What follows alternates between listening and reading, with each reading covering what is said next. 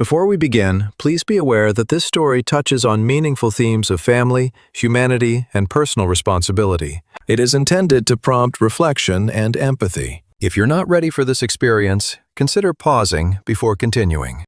The city's central station was a monster of stone and echoes, a place where thousands of shoe soles clicked hurriedly on the cold marble, never stopping. In the middle of that rushing river of indifferent people, Mrs. Eliza was like a small island of stillness that everyone ignored. At 72, her figure was hunched over by the weight of a hard life, but her hands, though wrinkled and stained with dirt, handled the stems of the carnations and daisies with the delicacy of someone touching fine porcelain. Sitting on her small wooden stool, with her legs covered by a worn-out gray blanket, Eliza offered her bouquets, with a voice that could barely compete with the roar of the train announcements. To the majority of travelers, she was invisible, part of the furniture, an obstacle they had to dodge so they wouldn't miss the 5 o'clock train. However, that Tuesday afternoon, someone had seen her, someone who had crossed an entire country just to see her. The man was standing there, leaning against one of the massive columns of the station, about 10 meters away. His navy blue tailored suit screamed money and power. His leather shoes shined under the artificial lights, and on his wrist rested a watch that cost more than Eliza would earn in 10 lifetimes. His name was Landon. He was 42 years old, with an intense gaze that never left the old woman. Travelers passed by him, admiring his elegance or envying his bearing, without knowing that inside, this successful man was trembling like a scared little boy. He wasn't there to catch a train, nor was he waiting for a business partner. He was there because a promise made in silence 25 years ago, in that very spot, was burning in his chest. Landon gripped the handle of his brown leather briefcase, feeling cold sweat run down his back. Would she recognize him? Or had time erased his face from the old woman's memory? Eliza adjusted the wool scarf over her head to protect herself from the freezing drafts that blew in every time the automatic doors opened. It was cold, that damp station cold that gets into your bones and makes old joints ache. Fresh flowers bring joy to your home, she murmured, holding out a bouquet of sunflowers to a young couple who passed by laughing, without even looking at her. The rejection didn't hurt her anymore. She had gotten used to being transparent. Her only worry was selling enough to buy her blood pressure medicine and some bread for dinner. She had no idea that a few steps away, a pair of dark eyes were analyzing her every move with a mixture of pain and reverence. Landon watched as she counted the few coins in her rusty tin can. That image of her counting pennies with such dignity was like a physical blow that transported him to the past, to a time when he wasn't Landon, the CEO, but simply Landy, the orphan boy of the streets. Friends of Tales of Kindness, welcome to a new story. We are facing a moment that defines a person's life, the reunion with the past. The tension in this station is palpable. Landon has the world at his feet, but in front of this humble flower seller, he feels small. Before finding out what unites these two very different characters, I would love to know from which corner of the world you are joining us today. Please leave your city and country in the comments below. It fills us with joy to see our community growing and connecting through these shared emotions. Let's continue with the story, because Landon is about to take a step that will change Mrs. Eliza's destiny forever, and perhaps even his own. Landon's mind traveled back 25 years. He remembered the smell of train diesel and the constant feeling of hunger gnawing at his stomach. He was 17 years old. He had escaped from a state orphanage, where abuse was his daily bread, and ended up living in the dark corners of that very station in downtown Chicago. He was a dirty ghost, a potential criminal in the eyes of the police, and a nuisance to the shopkeepers. Everyone kicked him out. Everyone looked at him with disgust or fear. Everyone except her. He remembered the first time he approached her flower stall. He wasn't going to buy anything, of course. He went with the intention of stealing an apple she had for her lunch. His hands were fast, trained by necessity. But that time hunger made him clumsy, and he tripped, falling at the vendor's feet. He expected screaming. He expected her to call security.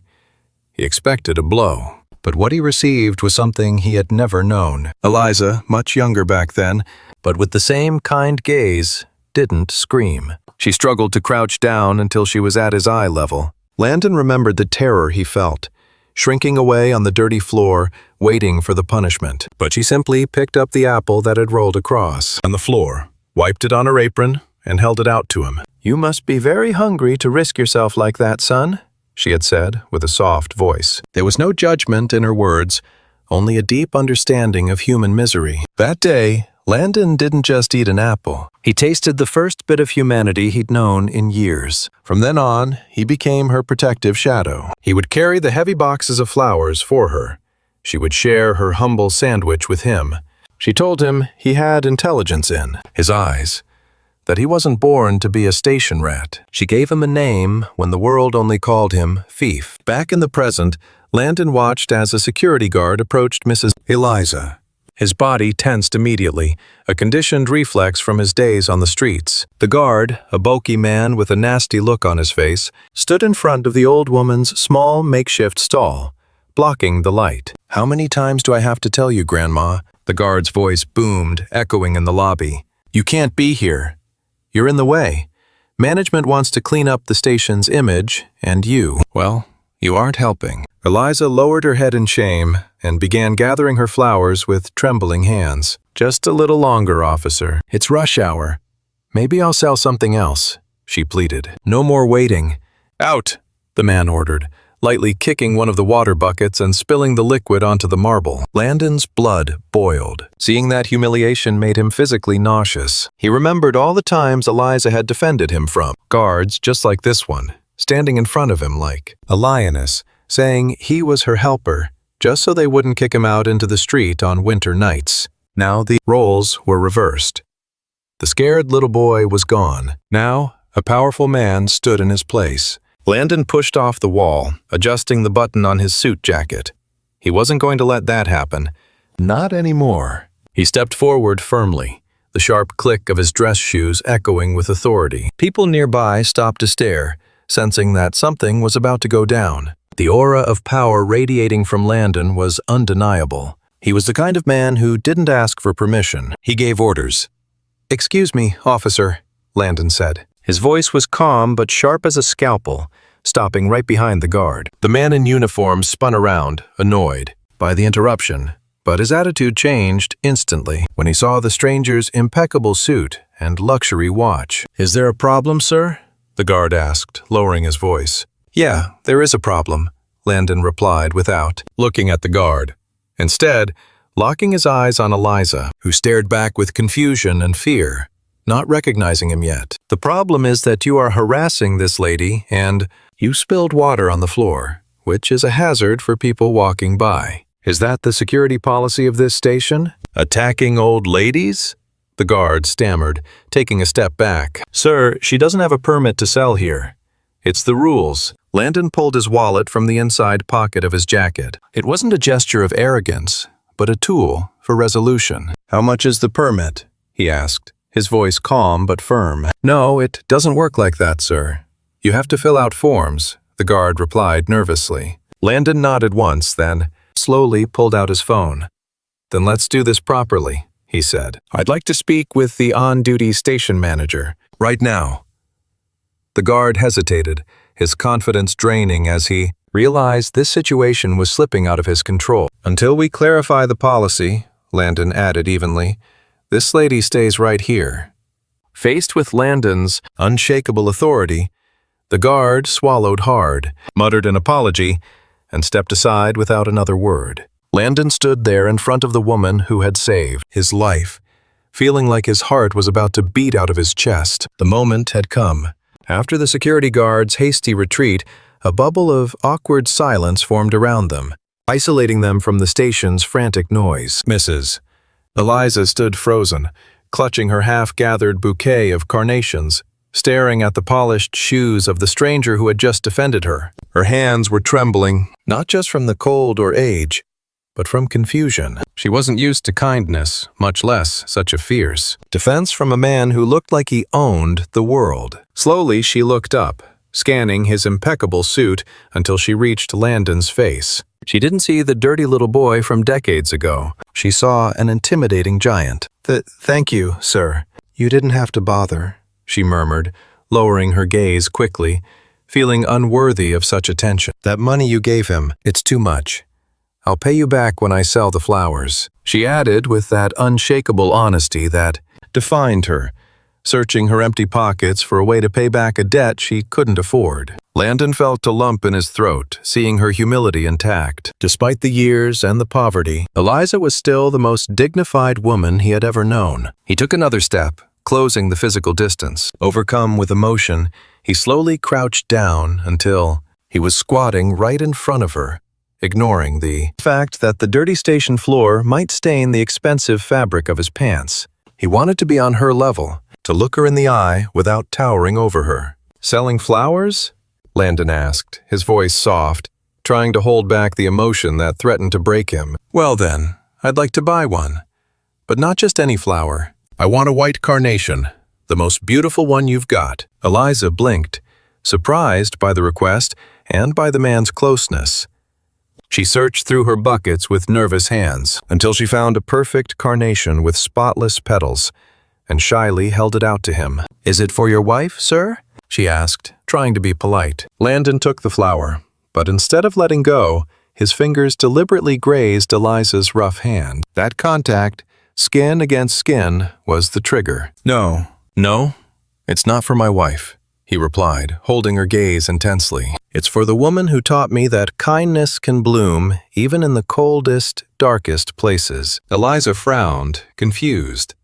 That phrase sounded strangely familiar to her, something she used to say a long time ago. Landon saw the doubt in her eyes and decided it was time to drop the mask. He gave a crooked, nostalgic smile, one that made the businessman vanish and brought the mischievous little boy right back. Tell me, Miss Eliza, he began, using the exact same tone he had when he was 17. Do you still hide apples in your bag for the kids who run away from the orphanage? Or did you eat them all yourself? The question hit Eliza like a lightning bolt. The flower basket slid off her lap and hit the floor, scattering daisies and roses across the marble. But she didn't care. Her eyes, clouded by cataracts and exhaustion, opened wide, focusing desperately on the man's face in front of her. She looked past the groomed beard, past the lines of age, searching for the features of the skinny, scared little boy she had fed so many times. Landy, she whispered, her voice cracking with disbelief. It was the nickname only she used, the affectionate pet name for Landon that nobody else knew. It's you, my boy. Is it really you? Landon nodded, his eyes filled with tears he couldn't hold back anymore. Yes, Grandma, it's me. I'm Landy. I've come back. The confirmation was like opening a floodgate. Eliza covered her mouth with her hands to stifle a sob that rose from the very depths of her soul. Landon didn't wait another second. Breaking all social protocol, he dropped to his knees on the dirty floor and hugged the old woman tight, burying his face in the shoulder of her old wool shawl. She smelled just like always. Of faded flowers, cheap lavender, and love. Eliza, snapping out of her shock, wrapped her fragile arms around the man's broad back, stroking his hair as if he were still that helpless teenager. I thought you were dead, she sobbed, soaking the expensive fabric of his jacket. I thought the streets had swallowed you up, or that you'd ended up in jail. I prayed for you every single day, Landy. Every day I asked the Lord to watch over you, wherever you were. Landon pulled back a little to look at her, taking her hands in his to warm them up. Your prayers worked, Eliza. They looked after me, but it took me way too long to come back and thank you. People passing by the station started stopping, forming a curious little circle around the strange scene. A millionaire on his knees, hugging a street vendor. Some pulled out their phones to record, thinking it was some kind of social experiment or a celebrity. But the genuine emotion coming from them was impossible to fake. Landon ignored the crowd. His entire universe narrowed down to that one woman. Forgive me for taking so long, he told her, kissing her calloused hands. I promised you I'd come back when I was somebody, when I could pay you back for every apple and every sandwich. I didn't want you to see me as a failure. I wanted you to be proud of me. Eliza smiled through her tears, caressing his cheek. "Oh, you silly boy. I was always proud of you. You didn't need to bring money. You just needed to bring yourself. You can't eat pride, son, but love. Love feeds the soul." Let's take an emotional pause here. This moment is the pure definition of gratitude. Landon built his empire, motivated by the kindness of a stranger. And his greatest success wasn't making millions, but being able to come back and kneel before her. Sometimes we get obsessed with impressing others with our material achievements, forgetting that the people who really love us just want our company and well-being. I want to ask you all something very personal. Do you have someone in your past you'd like to thank for lending a hand during a tough time? Type the word gratitude in the comments if you believe. We should never forget those who helped us when we were nobody. Your stories inspire this community to be better every day. Landon helped Eliza sit more comfortably on her stool, and he sat on the ground beside her, not caring about the dirt. They started to talk in a rush, trying to summarize 25 years into minutes. Landon briefly told her his odyssey, how he hitched a ride on a freight train to New York City, how he worked, washing dishes in diners, then stocking shelves at warehouses, how he studied online courses at night until he passed out, and how, with a mix of luck and brutal tenacity, he managed to found his own tech startup that revolutionized urban logistics apps. Every time I wanted to give up, I remembered you telling me I was smart, he confessed. I couldn't let you down. Eliza listened in awe, touching the fabric of his suit as if it were a dream. For her, seeing her little boy turned into a respectable gentleman was the greatest miracle of her life. Her sacrifice of sharing her little bit of food hadn't been in vain. She had saved a man. But then the conversation turned to her, and Landon's smile faded. "And you, Eliza, why are you still here?" he asked, looking at her worn-out clothes and patched shoes. "What happened to your house? I remember you lived in a little rented place near the old bridge." The old woman's face darkened. "Life takes many turns, son. After my husband passed away 10 years ago, the pension wasn't enough. The landlord raised the rent and, well, I had to leave. Now I live in a shared room at Mrs. Martin's boarding house on the other side of the city. It's not much, but I have a roof over my head." Landon felt a sharp pang of guilt. While he dined in luxury restaurants and slept in silk sheets, the woman who saved him was living in absolute poverty, selling flowers in the cold just to survive. Landon clenched his fists, swearing to himself that this situation would end this very day. He looked around the station, that hostile place that was stealing Eliza's health day after day. "No more," he said firmly. "Mrs. Eliza, gather your things. We're leaving."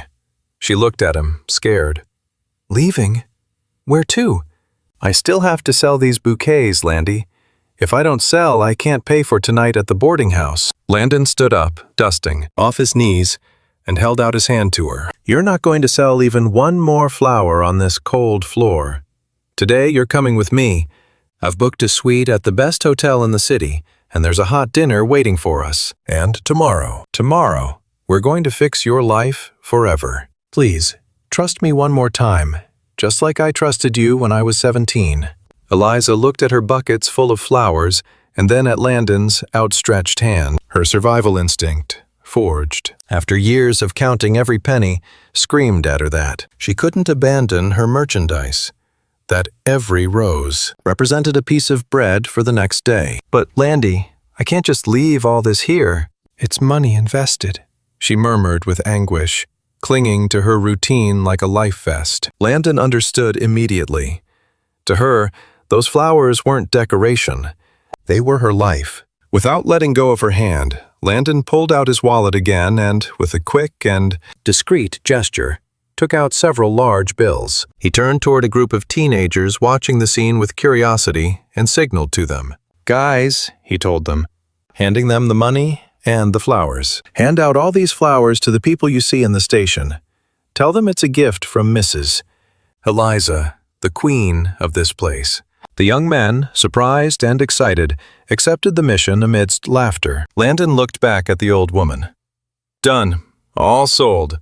Now let's go." Walking toward the station exit was like crossing a portal between two worlds. Eliza walked, clinging to Landon's arm, feeling the gazes of the other vendors and travelers. She was no longer the invisible old woman. She was on the arm of a king. Upon stepping out into the street, the cold night air was cut by the presence of a black limousine parked right in a no-parking zone, with a uniformed chauffeur holding the door open.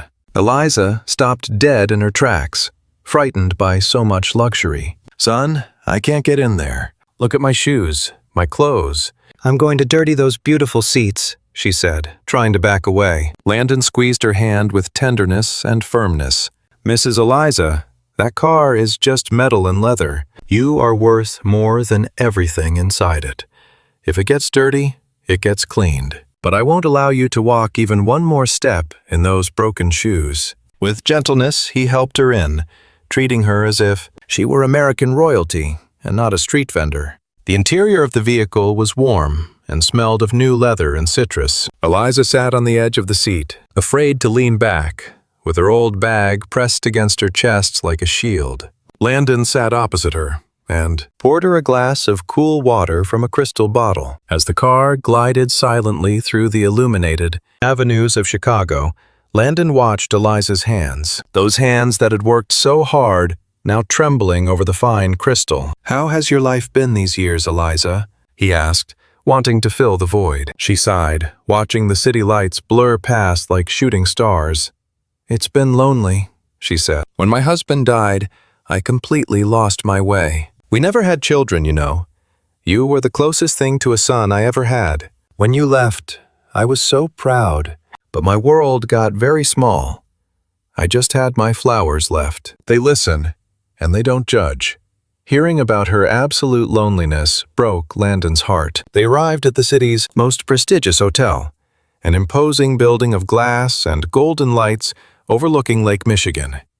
When they walked into the lobby, the contrast couldn't have been sharper. Polished marble, gigantic, chandeliers, and people dressed in evening wear. Eliza shrank back, feeling like an intruder, a stain on a perfect painting. The receptionist and the concierge exchanged disapproving looks when they saw the old woman in her humble clothes. One of them started walking toward Landon, intending to lecture him about the dress code. But Landon stopped him with a single look, a stare so icy and authoritative that the employee froze in his tracks. Landon wrapped his arm around Eliza's shoulders, standing tall with pride. "This is my guest of honor," he said loudly, so everyone could hear. "Prepare the main table in the restaurant, and I want the best service you have. If anyone looks at her the wrong way, they'll have to answer to me." The staff, recognizing power when they saw it, nodded and rushed to follow his orders. Dinner was a dance of emotions. Landon ordered simple but delicious dishes: cream soup, warm bread, tender stew, things that would comfort the stomach and the heart, with a side of classic American apple pie for dessert. When the food arrived, Eliza stared at the array of silver cutlery in panic. She didn't know which one to use and was terrified of making a fool of herself in front of her successful boy. Landon, sensing her distress, did something wonderful. He ignored the silverware, grabbed a piece of bread in his hand, and dipped it in the soup, eating with gusto. "Food tastes better this way, right, Grandma? Just like when we used to share your sandwiches on the station bench," he said, winking at her. Eliza relaxed, let out a nervous little laugh, and started to eat. Seeing him eat so simply gave her confidence back. For the first time in years, she ate until she was full. No cold leftovers, but hot food served with love. While they ate, Landon told her about his travels, but he always circled back to ask about her, making her feel important, heard, and valued. Let's take an important pause here. A true gentleman isn't the one who knows how to use every fork, but the one who makes others feel comfortable. Landon lowered his standards of etiquette to raise Eliza's dignity. We live in a world that often discards the elderly, or treats them with impatience, forgetting that they built the road we walk on. I want to ask you to reflect on the last time you showed a gesture of patience and deep respect to an older person. Type the word respect in the comments if you believe our elders deserve to be treated like kings and queens, regardless of their financial status. Let's fill this video with positive energy for our seniors. As dinner ended and the coffee was served, the mood turned more serious. Landon took Eliza's hand across the white tablecloth. Eliza, I didn't bring you here just to have dinner and reminisce about the old days, he began, his voice serious. I brought you here because I won't let you go back to that cold boarding house or sell flowers sitting on the pavement. I have the means, I have the money, and most importantly, I have a moral debt to you. Eliza pulled her hand away gently, her wounded pride showing in her weary eyes. Landy, I appreciate the dinner and the outing. It's been like a dream, but I'm not a beggar, and I don't want your charity. I've worked my whole life, and I'll die working. I'm not going to live off your handouts like some pet. Landon knew this would happen. He knew her iron will well. He couldn't just give her money. That would offend her. He had to offer her something that preserved her dignity and her sense of purpose. It's not charity, Eliza. It's justice, Landon insisted. But he saw her shaking her head, shutting him out completely. She was getting ready to stand up, thank him, and leave, returning to her harsh reality rather than lose her independence. Landon had to think fast. He knew she loved flowers, not just selling them out of necessity, but actually caring for them. He remembered how she used to talk to the plants, how she brought withered stems back to life. What if I don't give you money? He proposed quickly. What if I offer you a business deal? A partnership? Eliza paused, intrigued but skeptical. A partnership? What are you talking about, boy? I don't know anything about companies or tech apps. Landon smiled. No, but you know about beauty, you know about flowers. I bought a place in the trendy Wicker Park neighborhood, an old building with a big backyard. It was going to be an office space, but I think it has a different destiny. Landon leaned forward, painting the picture in the air with his hands. I want to open the most beautiful flower shop in the city, but I travel a lot. I can't run it. I need someone who speaks the language of flowers, someone with experience that no university degree can provide. I need a managing partner. You provide the knowledge, and I put up the capital. You'll live in the apartment above the shop, not as a favor, but as part of your salary as the manager. You won't have to be cold ever again. The flowers will be in display cases, and you'll be the boss. What do you say? Eliza stared at him with her mouth open. He wasn't offering her eternal rest. He was offering her dignified work, a purpose, a kingdom of her own. The offer was brilliant because it didn't dismiss her desire to be useful. It empowered it. Eliza's eyes filled with tears again, but this time they were tears of hope, not nostalgia. Do you really think an old woman like me can run a business like that? She asked with a trembling voice, looking for reassurance. I don't think. I know, Landon stated with absolute conviction. I know so. You managed my life when I was a total disaster. Running a flower shop will be a piece of cake for you. He took an old golden key out of his pocket and placed it on the table between the coffee cups. This is the key. We'll go see the place tomorrow. But tonight, you're going to rest in a feather bed right here at the hotel. Because tomorrow, partner, your new life begins.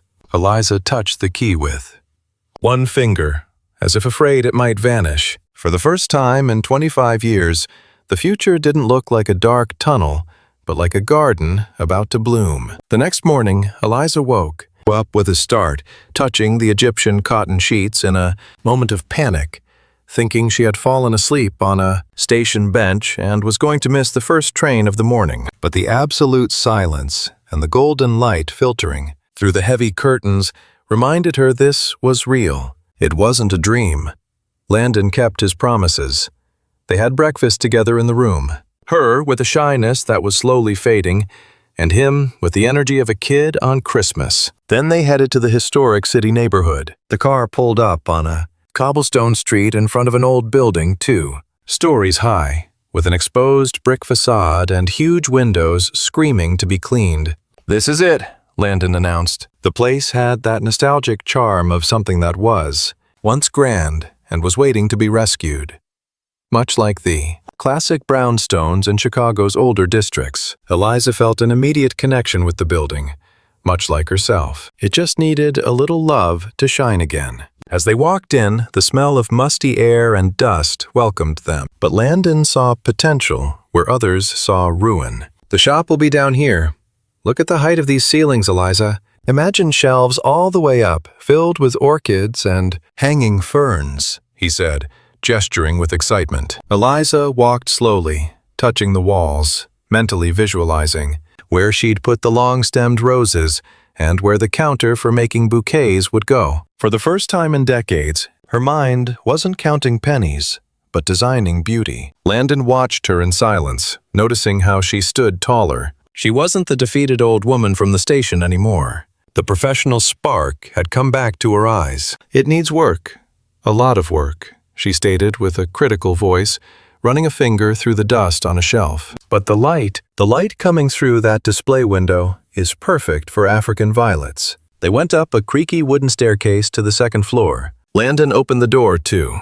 Reveal a modest but completely renovated apartment. There was a small kitchen with blue tiles, a living room with a reading chair that seems to hug you just by looking at it, and a bedroom with a big, fluffy bed. But the detail that broke Eliza wasn't the new furniture, but what was on the kitchen table. A fruit bowl full of bright red apples, alongside a fresh pot of coffee brewing with that familiar American diner aroma. Landon walked over and picked one up. "So you never forget that a simple apple can save a life," he told her, his voice cracking. Eliza covered her mouth, tears flowing freely. That apartment wasn't just a roof, it was a monument to her past kindness. Landon wasn't giving her a house, he was giving her back the dignity that life had unfairly stolen from her. "This is yours, Eliza.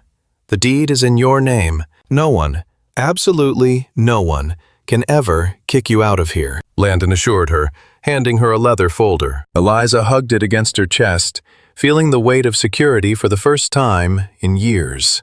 "And what if the business fails, Landon? What if I don't sell anything?" she asked with the lingering fear of poverty. Landon held her shoulders firmly. "If the business fails, we try again. But your home is yours. My financial success allows me to make sure you never go without anything.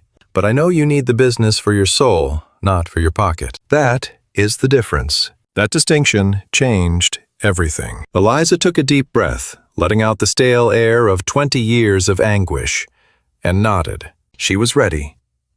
The following weeks were a total whirlwind of activity. Eliza's flower shop, a name Landon insisted on even, though she wanted something more low-key, started taking shape. Eliza surprised everyone, even Landon, with her boundless energy. She was directing the painters, arguing with the carpenters about the height of the tables, and personally hand-picking the flower suppliers at the local farmers market, where everyone remembered her and greeted her in shock at her transformation. She wasn't wearing old rags anymore. Landon took her shopping for comfortable but elegant clothes, soft wool sweaters, and high-quality trousers. With her hair done and her skin moisturized, Eliza looked 10 years younger. She turned into the boss lady Landon knew was inside her all along. He spent every afternoon there, not to supervise, but to learn from her and enjoy her company, making up for lost time, often sharing stories over Chicago-style deep-dish pizza deliveries.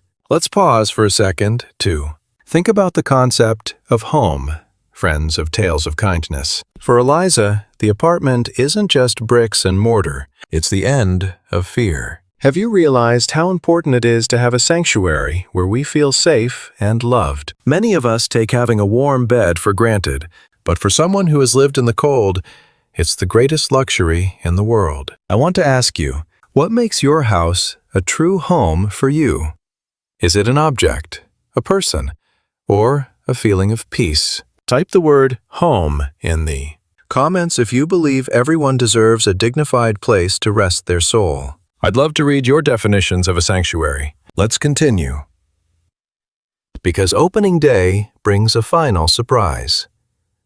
The day of the grand opening finally arrived. Landon, using his contacts in high society and the business world, had turned the event into the must-attend gathering of the week. Luxury cars started pulling up on the cobblestone street. Eliza, dressed in a lavender outfit that brought out her eyes, stood behind the counter trembling slightly. What if they don't like it? These people are used to luxury, and I'm just an old street vendor, she whispered nervously.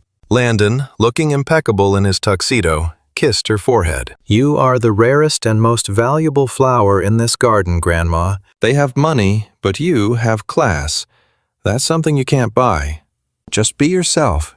Sell them emotions, just like you did with me. The doors opened, and the shop filled with soft music, the scent of jasmine, and curious people. To Eliza's surprise, she didn't have to pretend to be anyone else. People were captivated by her genuine knowledge. She wasn't just selling them red roses. She explained how to care for the petals, what each color meant in the old language, and which flower would last longest in their living rooms. Her passion was contagious. The society ladies, used to cold commercial transactions, found a maternal warmth in Eliza that disarmed them. Landon watched from a corner with a glass of champagne in his hand, bursting with pride. He watched the invisible vendor from the station become the center of attention, respected and admired. It wasn't an act of charity. It was recognition of the talent that had been hidden beneath poverty. Halfway through the evening, Landon called for silence and gently tapped his glass with a spoon. "Ladies and gentlemen, thank you for coming," he announced with his powerful, commanding voice. "You all know about my companies and my success, but very few of you know where I came from." An expectant silence filled the room. Landon walked over to the counter and wrapped his arm around Eliza. 25 years ago, I was just a hungry, dirty kid sleeping at Union Station. Nobody looked at me. Everyone was afraid of me, except for this woman right here." A murmur of astonishment rippled through the guests. She, who had less than anyone, shared her food with me. She saved me from growing up bitter and hateful. Today, this flower shop isn't just another business. It is a temple to gratitude. And Eliza isn't my employee. She is my mother at heart. And she is my hero. Genuine, warm applause erupted. Some guests were discreetly wiping away tears. Eliza, blushing bright red but beaming with happiness, hid her face against Landon's chest. "You're gonna make me cry in front of the customers." "Silly boy." She scolded him affectionately, but squeezed his hand tight. That night, the cash register was full, but that was the least important part. What mattered was that Eliza went to sleep in her apartment upstairs, knowing her life had meaning, that her kindness had planted an entire forest, and that she would never be alone again. However, the story doesn't end here. Years later, the legacy of this flower shop would touch another generation in an unexpected way. The years flew by over the city, but inside Eliza's garden, as everyone eventually ended up. Calling the place, time seemed to have its own rhythm, marked by the flower seasons. The business prospered beyond any financial expectations, becoming the official supplier for the best hotels and weddings in the region, even catering to events at iconic spots like Navy Pier. However, true success wasn't measured by the bank account, but by the community Eliza built around that wooden counter. She, who had been invisible at the station, became the neighborhood grandmother. Neighbors stopped by just to say hello. Kids would come in to get a free flower or a piece of candy, and many lonely people found a refuge in her shop where they could be heard. Landon kept his word. He never let her go without anything and visited her religiously every week, sometimes alone, sometimes with his wife. And children who grew up calling the woman who once sold carnations on the ground Grandma Eliza. One winter afternoon, 10 years after the grand opening, history seemed to repeat itself, like an echo of destiny. Eliza, now 82 years old and moving a bit slower, was closing up the register when she saw a small shadow pressed against the glass of the outside display. As she got closer, she saw a boy, no older than 12, looking hungrily not at the flowers, but at the fruit basket Eliza always kept on the counter out of tradition. The boy had dirty clothes and that alert look she knew all too well.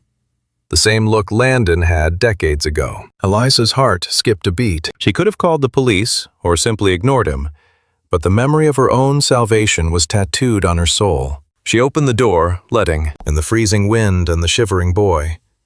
"Do you like red apples, son?" she asked him with the same sweetness as in the old days. The boy took a step back, suspicious, waiting to be yelled at. "I don't have any money, ma'am," he answered defensively. Eliza smiled, took the biggest and brightest apple from the basket, and offered it to him. "Money's no good for apples here. You pay for these with a smile." The boy took it and devoured it right then and there. Just then Landon walked into the shop for his weekly visit, and stopped dead in his tracks when he saw the scene. He saw the woman who was a mother to his heart, feeding a new generation of street kids. He didn't say a thing, just watched with tears in his eyes as the cycle of kindness continued. That night, Landon and Eliza decided to sponsor the boy, giving him little jobs around the shop in exchange for him staying in school, and even enrolling him in after-school programs at the local community center. The legacy of the station hadn't died. It had multiplied. Eliza's old age was sweet and dignified, surrounded by beauty and gratitude. She worked until her legs finally gave out, and even then, she kept coming down to the shop to supervise from her favorite armchair, giving instructions on how to arrange bridal bouquets. But life has a natural cycle that not even Landon's money could stop. One spring morning, Eliza didn't come down to open up. When Landon went up to the apartment, he found her in bed, looking smaller but infinitely at peace. There was no pain on her face, only the serenity of someone who has completed their mission. He held her cold hand for hours, silently thanking her for having been the angel who changed his destiny with a simple apple. Mrs. Eliza left just as she lived, quietly, leaving a scent of flowers and love behind her. Mrs. Eliza's funeral brought the neighborhood to a standstill. Landon thought it would be an intimate affair, but he was wrong. Hundreds of people arrived.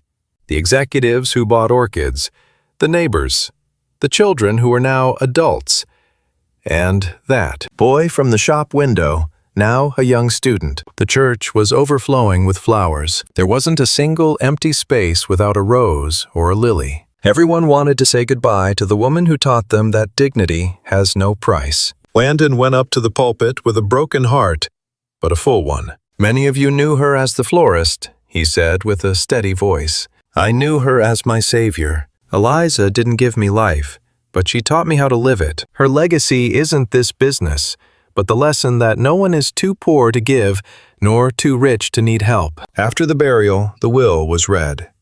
Eliza, advised by Landon years ago, had left everything in order. The flower shop would become the property of a foundation created by Landon, Eliza's Apple. The purpose of the place would be to employ young people at risk, teaching them the florist trade and paying for their studies. The apartment upstairs would serve as a temporary shelter for anyone who needed it. In this way, the shop would never stop being a beacon of hope. Landon made sure a bronze plaque was placed at the day entrance that read, "Here bloomed the kindness of Mrs. Eliza, who with an apple bought the heart of a boy and the respect of a city."